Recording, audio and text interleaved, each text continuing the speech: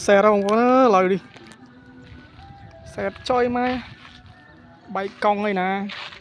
bây chất đó là dương chất đầu cái cái đây xuống lời bay cong rồi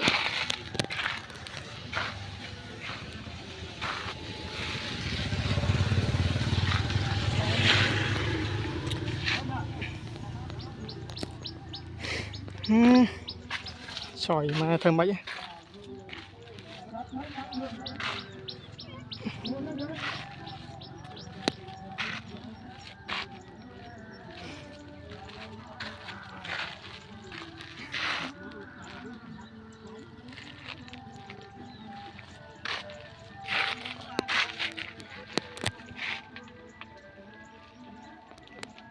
tích nhau ha bông bông này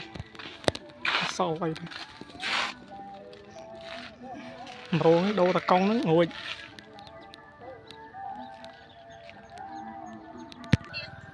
bay con ấy tầm mốc ở đuôi cho bông bông ơi